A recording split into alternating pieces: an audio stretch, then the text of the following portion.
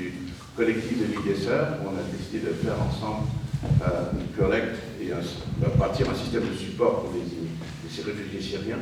Donc la synagogue, la mosquée et l'église, on fait ça ensemble. Et je pense exactement ce que vous venez de dire, que l'une des solutions, c'est de faire des choses ensemble, mais sans cacher le fait que nous le faisons chacun à partir de notre foi. Alors c'est sûr qu'il y a des gens qui vont entendre le mot foi religieuse, ils vont foutre le temps en courant. Bon, mais ça, ils sont libres. Mais je pense que c'est bien, quand on fait quelque chose ensemble, de ne pas se masquer. C'est-à-dire, on le fait ensemble, mais on est à visage découvert. La deuxième chose, c'est une proposition que je vais vous faire, si vous seriez d'accord, parce que j'ai entendu quelque chose d'extraordinaire à la radio il y a quelques jours, et ça je reviens sur ce qu'a dit M. Fouras. L'éducation, ça va être le pivot de la prévention de la haine entre les communautés. Et l'éducation, c'est pas l'information. L'éducation, c'est apprendre à penser. Et ce que j'ai entendu, c'est un philosophe, je crois que vous l'avez peut-être entendu vous aussi, c'est un philosophe français qui est venu parler à la radio, qui a dit on a fait une expérience de faire des ateliers philosophiques pour des enfants de 6 à 12 ans. Parce que c'est un âge où l'esprit est extrêmement ouvert aux idées, beaucoup plus qu'on croit. Et ils ont prouvé que les enfants qui avaient eu ces ateliers, lorsqu'ils étaient plus tard adultes, ils étaient capables de critiquer, capables de savoir qu'on leur racontait des histoires, qu'on disait des choses qui n'avaient pas d'allure. Et je crois que si on prenait l'initiative, tous ici, de faire pression, parce qu'on est dans notre société où faire pression sur nos dirigeants, pour qu'au niveau de nos écoles, on demande au ministère qu'il y ait cela, qu'on apprenne aux enfants à penser. Et moi, j'ai fait l'expérience de cela quand j'ai parlé, parce que j'aime bien la philosophie, et puis ma fille qui étudiait Descartes, on s'est mis à parler de ça, parce que ma fille, elle reçoit l'idéologie dominante où il n'y a pas de religion, il n'y a pas de Dieu. Et je dis, tu sais, Descartes, lui, il pensait que si Dieu n'existait pas, il n'y avait pas de science. C'était indissociable, la foi et la science. Alors là, il me dit, c'est pas vrai, c'est pas possible. On ne peut pas être scientifique et être croyant. Je dis, c'est ce que tu crois, d'accord, tu as le droit de faire ça. Mais tu vois, Descartes, lui, il pensait autrement. Rien que ce genre de discussion, si on a avec un enfant de 6 ans, ben, quand il aura 20 ans, il aura plus de facilité à admettre les idées des autres. Merci. Est-ce que vous aimeriez réagir là-dessus? Peut-être qu'on peut prendre 3 tours de parole. D'accord. Okay.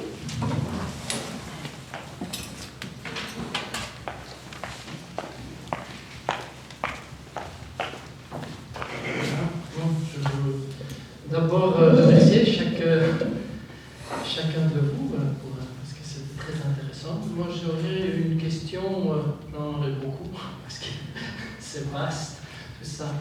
Mais Monsieur Lamine Fouras, vous avez parlé du rôle des médias en soulignant beaucoup qu'il ne faut pas faire confusion, si j'ai bien compris, que les médias ne peuvent pas former. Alors j'ai une question à vous, mais aussi aux autres. D'accord, on parle aussi d'éducation, on parle des écoles, mais les adultes, ils ne vont plus à l'école. Et dans la réalité, la formation qu'ils ont, ce sont les médias. Alors il doit y avoir quand même un rôle et comment le distinguer de l'information tout simple qui est subjective, etc., d'une formation aux valeurs, au vivre ensemble, en fait.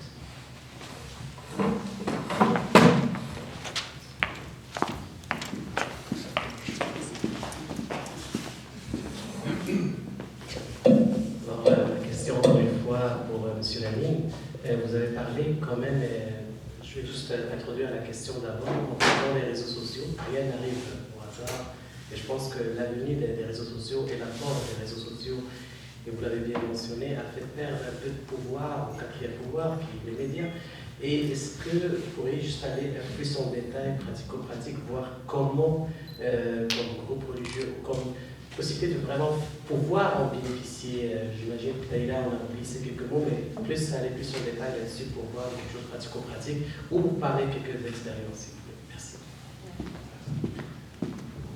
Je vais réagir en premier, je pense. Rapidement sur la philosophie, moi j'ai eu le malheur de faire un essai technique en ingénierie. Quand on fait une formation technique, on ne fait pas de philosophie. Mais quand j'ai terminé mon bac, pas le bac français, français dans son secondaire. J'ai décidé de faire un ingénieur en aéronautique et un bac en théologie islamique, une licence en théologie islamique, parce que je sentais le besoin, c'était dans les années un peu difficiles en Algérie, je sentais le besoin d'aller chercher en fait cette nuance qui est dans la philosophie de la théologie. Et je pense qu'aujourd'hui, il faudra ramener la philosophie au niveau le plus bas possible, parce que je considère que c'est vrai, la philosophie est une clé de la tolérance, parce qu'elle permet à nuancer beaucoup nos convictions, qui sont importantes. C'est important de s'affirmer dans une conviction, et la philosophie nous ramène un élément très important. Et dans mon parcours personnel, je considère que c'était malheureux que je n'avais pas fait de philosophie même au secondaire, parce qu'on avait un enseignement très orienté sur les génies, sur l'ingénierie, donc j'étais obligé de le composer par une décision personnelle de faire ça, et je trouve que c'est vrai, ça aide beaucoup à ouvrir les esprits. Par rapport au rôle, je dirais, de formation, un média, c'est un médium. Donc on peut avoir un média dédié à la formation. Même ça, je ne crois pas, parce que je parlerai de 3S qui sont un peu différents de ce qui a été présenté. En pédagogie, il y a 3S ou 3C, donc il y a le savoir, savoir-faire et le savoir-être. On peut l'expliquer par les 3C qui est le comportement, donc la connaissance, la compétence et le comportement. On ne peut transmettre une connaissance, on peut transmettre une connaissance à travers un médium qui est loin, mais on ne peut pas transmettre des savoir-être. Et aujourd'hui, quand on parle des métiers, quand on parle d'une connaissance, elle doit être accompagnée par des éléments éthiques qui sont d'ordre du savoir-être. Et je ne pense pas qu'un média pourra former, d'un point de vue pédagogique. Ceci dit, on peut avoir un média, comme le Canal Savoir, qui sera spécialisé à diffuser des connaissances. Mais moi, quand je parle des médias, je parle des grands médias dans lesquels il y a une diversité du sport, il y a des informations. C'est dangereux, et c'est la perception aujourd'hui, les gens se forment, et des fois même s'informent sur un sujet, dans son sens connaissance, dans un média. Tout à l'heure, Mme Majola avait parlé de terminologie djihad. Dans des universités, l'étude de djihad, ça prend 3 mois d'un cours. Comment voulez-vous qu'un journaliste pourra l'expliquer en 5 minutes? Donc, c'est à nous, c'est le récepteur qui est problématique. C'est que nous, on considère, les populations s'informent, et on le fait tous et toutes. C'est qu'aujourd'hui, on parle des minorités religieuses ou minorités ethniques qui subissent ça parce que la majorité est informée sur leur culture, sur leur religion, je parlais de l'islam par exemple, à travers les médias, mais aussi dans les pays musulmans, les gens s'informent de l'Occident, de la culture occidentale, d'une façon très biaisée aussi à travers des médias. Et c'est une crise mondiale. Nous sommes en face, et là je reviendrai directement au 3e point, c'est que c'est là où les médias sociaux nous donnent une possibilité. Je vais vous donner un exemple et peut-être un commentaire pour les prochains événements. Cet événement aurait pu être diffusé live dans les médias sociaux aujourd'hui, sur Facebook. Là, ça donnerait un choix à tout le monde de se syntoniser sur une chaîne de télévision, de radio, ou d'être sur Facebook pour voir cet événement. Donc, c'est à nous de trouver, c'est que la technologie nous donne le moyen. Si on ne va pas l'utiliser, on ne va pas atteindre l'objectif, mais on peut l'utiliser. Quand monsieur avait parlé de faire les événements en tant que croyant, ça aussi c'est un élément important. C'est que quand on se présente dans les médias, il faut choquer les gens, on peut avoir un discours très rationnel, on peut être très critique, mais on insiste en disant, c'est comme aujourd'hui on a honte de dire qu'on est croyant quand on intervient dans les médias. J'ai senti ça, que ça choque des fois, que des fois on s'exprime d'un point de vue croyant, et c'est important de le faire parce que ça permet tout simplement de confirmer que c'est une question sur le choix personnel, mais qui permet à la personne de ne pas être quelqu'un qui n'est pas normal par rapport à la norme qu'on veut nous imposer aujourd'hui, que l'athéisme correspond à la rationalité. Ce qui est faux, parce que même dans l'athéisme, il y a de l'émotion. Sinon, les gens ne seront pas des adultes.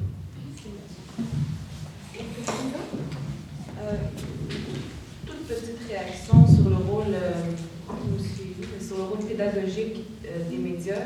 Moi j'y crois, évidemment, ils sont là aussi pour nous divertir, mais ça dépend du format d'émission ou autre.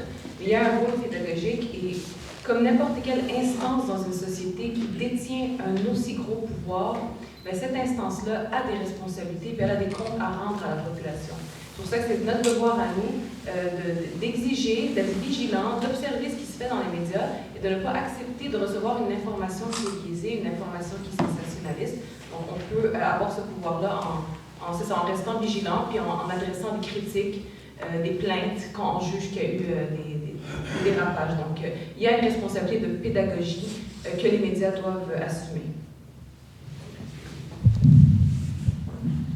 Il y a deux choses peut-être que je voudrais souligner. Quand on parle d'éducation, des fois, je me demande si on parle de la même chose, dans le sens qu'il ne faut jamais oublier qu'ici au Québec, et partout dans le monde d'ailleurs, l'éducation n'était pas vraiment libre. L'éducation a beaucoup été de la propagande et beaucoup religieuse. Il ne faut jamais l'oublier non plus. Donc, quand on parle de revenir à une éducation plus de base, plus philosophique, il faut quand même bien comprendre de quoi on parle, puis pas tomber dans cette ornière-là de plus défendre un système. Donc, en tout cas, je souligne cette chose-là. Deuxième chose, M. Fouras parlait du fait qu'on a souvent honte quand on se présente comme dans les médias de parler qu'on a la foi, mais il y a encore aussi beaucoup de préjugés pour ceux qui n'ont pas la foi. On est dans une espèce de, je ne sais pas comment l'appeler, mais de scène un peu neutre, vide, où d'un bord comme de l'autre, il y a encore des préjugés. Alors de dire qu'on a la foi, vous semblez dire que c'est accueilli avec des pincettes, mais de dire qu'on est athée ou agnostique ou n'importe quoi, c'est aussi mal vu. Donc, je voulais juste souligner ça, puis il y a un travail à faire de ce côté-là. La question des préjugés est fondamentale. Il y en a chez les journalistes, mais il y en a dans le public aussi. Moi, je dis toujours, quand on parle de l'objectivité journalistique, je dis, donnez-moi un lecteur objectif, et je vais vous fournir un journaliste objectif. Je dis, c'est la chair et le sang, là, qui... Et puis on dit, ah oui, avec les vieux, il n'y a plus rien à faire. Mais au moins, sauvons les jeunes. Oui, mais les professeurs qui enseignent aux jeunes, ils sont plus jeunes, eux autres. Quelle culture ont-ils dans la tête? Moi, il y a des préjugés, je me souviens encore. Champlain gagna la première bataille. Ça, c'était contre les Iroquois. Champlain gagna la deuxième bataille. C'était une femme très douce qui nous enseignait ça. Là. On était en deuxième année, peut-être troisième. Et puis là, mais il perdit la troisième bataille. Ah, ces Iroquois qu'ils étaient méchants, qu'ils gagnaient, je m'en souviens encore, tu vois. Qu'est-ce qui rentrait dans ma tête? Oui, vous avez dit oui, mais c'était une simple maîtresse d'école qui n'avait pas un nom pour les plus longs, puis elle enseignait, puis elle mettait un peu d'émotion. Ah oui? Moi, quand j'ai commencé à examiner le conflit israélo-palestinien, israélo-arabe, là, je dis, les Israéliens, là, bon, il y en a qui étaient des Africains, c'était des Juifs là, qui restaient là. Il y en a d'autres qui venaient d'Europe, tu sais, tout ça. Alors, j'ai dit, il faut que je nettoie mes propres préjugés. Donc, je n'ai pas fait de psychanalyse. J'ai dit, je veux savoir ce qu'il y a dans mon inconscient vis-à-vis de ces gens-là. J'ai dit, je vais aller voir ce que mes maîtres m'ont dit des Arabes ou des musulmans. Alors, on nous enseignait au collège avec des manuels qui avaient été rédigés dans les années 50 par le top des universitaires de France. C'était les humanités gréco-latines mises à jour. Heureusement, j'avais gardé mes livres. Alors, je ne trouve pas le livre où on parlait des Arabes. Mais il y en avait un autre où on parlait de la conquête de l'Afrique. Oh, mais que ces Africains étaient arriérés. Oh, qu'ils étaient chanceux d'avoir été conquis par les Français qui apportaient la civilisation, disaient ces savants professeurs, là. Donc, puis moi, j'avais tout souligné ça. C'était marqué important. Donc, la France avait apporté. Ah oui, la France avait apporté des choses. Oui, ils ont apporté le français. Encore utile aujourd'hui, parce que mes étudiants africains, ils parlent français. Moi, je voudrais bien savoir le Wolof, là, puis les autres, là, mais. J'ai passé l'âge. Alors, donc, j'ai vu que le travail des préjugés, contre les préjugés consiste à identifier les éléments structurants des informations et aussi leur contenu émotionnel.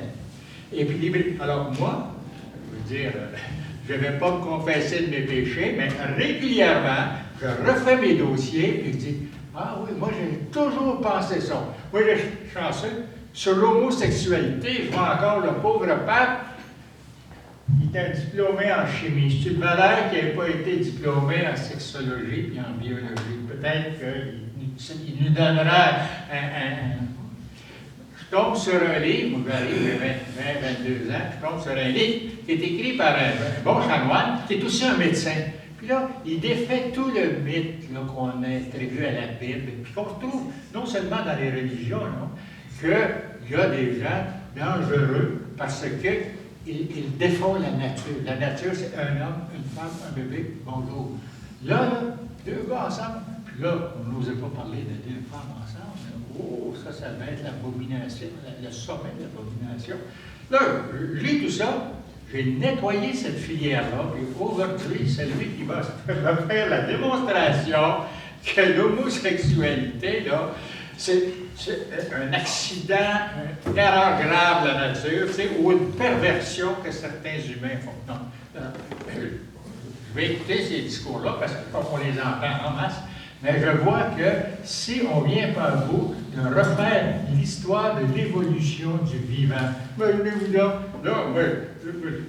regarde les vivants, mais oui, mais c'est les fleurs, oui, et puis c'est les poissons, c'est les insectes, puis il y a de l'homosexualité, vous allez me dire, dans le règne végétal, puis dans le règne des animaux. Surprise? Oui! Bon, ben, c'est dit. La nature a des mystères qu'elle ne nous a pas encore expliqués. C'est à nous de continuer de rechercher. Mais je ne vois pas pourquoi on va jeter ces gens-là en prison, comme on fait, ou encore qu'on va faire des émeutes là, contre eux autres. Encore, il y a 60 pays où le code criminel, là, je ne les méprise pas parce que c'est Pierre-Éliott Trudeau, mon professeur de liberté à l'Université de Montréal, qui a enlevé l'homosexualité du code criminel dans ce pays très avancé qui était le Canada. Passez votre code criminel, là, et vous allez voir que les avocats, les juges, là, puis les différents belligérants devant les tribunaux, il y avait plein de préjugés, puis ils les avaient mis dans les lois, puis c'était ça. Il faut nettoyer nos cultures. Et donc, l'esprit critique, pour moi, c'est un élément fondamental. En plus de faire la preuve que les préjugés, c'est pas très productif au plan social. C'est dans l'action que les gens vont le voir. Nos œuvres vont parler pour nous mieux que nos paroles. Mais en même temps, il faut vider nos esprits des erreurs qui ont été commises de bonne foi peut-être dans le passé, mais qu'on perpétue encore aujourd'hui. Quand je vois un petit bonhomme solo, tu sais, qui se moque de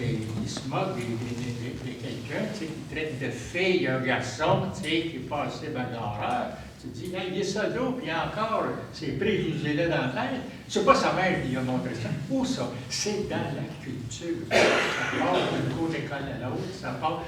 Puis les vieux livres, les vieux films, les vieilles chansons, tout ça est là-dedans encore. C'est l'ouvrage qui nous attend. Bon, est-ce qu'on a un petit mot à dire? Toi, tu veux poser une question ou un commentaire? Oui, Marc Lorraine, je fais partie du comité organisateur. Pour rester dans le sujet des médias, il y a une partie des médias qui a été légèrement abordée, parce qu'en général, on a parlé surtout des médias traditionnels. Évidemment, en ce moment, il y a tout le phénomène des réseaux sociaux, qui semble être un cinquième pouvoir. Et il semble, on l'a vu avec les élections aux États-Unis récemment, les médias traditionnels sont un peu, ils se cherchent. Mais les réseaux sociaux, c'est un média, mais sans filtre. Et il y a énormément de choses qui circulent, du bon, du pas bon, de l'extrême. Et on dirait maintenant que ça permet aussi une voix à des gens qui ont des opinions vraiment épouvantables, des fausses nouvelles qui sont circulées, puis il y a des médias traditionnels même qui ont repris de ces nouvelles-là en les annonçant pour être les premiers à annoncer la nouvelle, pour se rendre compte que c'était faux. Et ils étaient... Donc, et là, il y a une remise en question. Parce que, donc, comment est-ce que, dans le contexte du vivre ensemble, et on parle des valeurs, on parle de l'éducation, on parle des préjugés, mais les médias sociaux, en ce moment, portent énormément de tous ces préjugés-là. Et comment est-ce que vous voyez un petit peu l'avenir ou les pas qui devraient être faits pour rééquilibrer tout ça? Est-ce que... En fait, je vous laisse... Moi, tout ce que je veux dire, en fait, c'est que les réseaux sociaux, c'est un véhicule publicitaire, d'abord, dont tout le monde peut servir, doit servir à sa guise. Le reste, c'est hors de notre contrôle, puis c'est tout. Moi, en tout cas, c'est un peu gros ce que je dis, là, on pourra en parler longtemps, mais il ne faut jamais oublier ça aussi. C'est un véhicule publicitaire majeur, mondial. Une réaction par rapport à ça, il faut se poser la question, qui sera le maître de la lecture? Je pense qu'il faut admettre aujourd'hui que tous les avis sont équivalents. Parce que qui va assurer la maître de la lecture? Ce qu'on doit éduquer nos enfants, tout le monde l'éducation, c'est la capacité d'avoir un esprit critique vis-à-vis de l'information qui circule, vis-à-vis des idéologies qui circulent. On ne peut pas, à mon avis, aujourd'hui, penser à revenir en arrière, entre guillemets, en limitant une liberté d'expression. Aujourd'hui, dans les réseaux sociaux, il y a de tout, oui. Il y a des avis extrémistes, mais les avis extrémistes existent dans les esprits. Le problème, c'est pas qu'elles soient exposées. Le problème, c'est qu'elles existent. Donc, en réalité, il faut qu'on travaille, je reviens à la question de l'éducation, et surtout, avoir un esprit critique. Le vrai problème, c'est la population. Les peuples aujourd'hui, on consomme tout ce qui est véhiculé, soit par les médias traditionnels, soit par les médias sociaux. Et beaucoup de gens ont dit, par rapport aux élections américaines, ce n'est pas le candidat qui a un problème. C'est ceux qui l'ont cru, ceux qui l'ont adopté comme projet de société qui sont vraiment le vrai problème. Si on veut résoudre le problème à la source, c'est comment c'est arrivé que si un charlatan développe un discours équivalent, il n'arrive pas à convaincre plus que sa personne. C'est ça, à mon avis, la solution. Mais penser à remettre en place une police de la vertu sur la liberté d'expression, c'est une erreur et ce n'est pas une solution qui sera bien. Est-ce que je pense qu'on peut y arrêter là? Ou il y a quelque chose à dire? Non, s'il y a une femme qui a posé une question avant, on n'a pas eu de parler. Oui. Il n'y a pas de femme ici qui voudrait dire quelque chose? Alors, Bon, d'accord. j'ai été 2 petites minutes. censeur, Oui. responsable de vertu. Oui. Alors, pendant une dizaine d'années au devoir, je recevais des lettres au devoir. Eh bien, laissez-moi vous dire que ma philosophie, c'était la tribune des lettres, c'est pas un égout. Puis quand tu mélanges les égouts et les aqueducs, comme on fait dans les médias sociaux, trompez-vous pas là, vous allez en avoir des épidémies qui vont courir là, souvent. Parce que l'information, elle est dangereuse. Entre universitaires, on peut se dire n'importe quoi, puis on continue, on s'en va jouer au golf après. Mais quand les gens reçoivent ça, là, ça a un effet. Puis, Ville-Saint-Laurent va être mon exemple. Je reçois une lettre très bien écrite, pas une faute de français, une dame, une enseignante peut-être, alors qui avait déjà écrit des lettres intéressantes.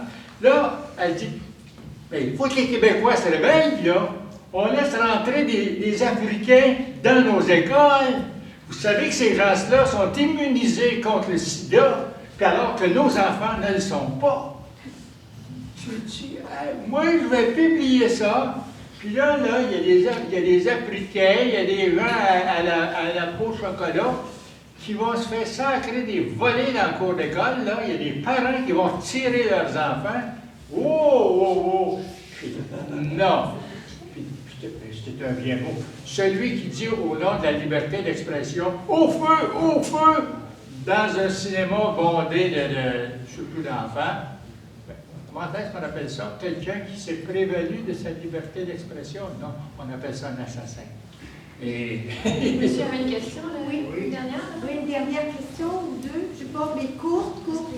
Je vais essayer. Parce qu'on Excusez, je arrive vais à une la femme fin parce du que... temps. oui. D'accord. En fait, je peux peut-être prendre la balle de M. Lorrain. Oui. La question des médias sociaux. Oui. Mais peut-être apporter un point de vue un petit peu différent sur le rôle que pourrait avoir, on pourrait rechercher dans le quatrième pouvoir traditionnel, les médias traditionnels, qui est que moi, si je lis un papier de, mettons, Gilles Francoeur sur l'environnement, j'ai plus tendance à penser qu'il y a de là du contenu intéressant que si je lis un commentaire quelconque dans les médias sociaux.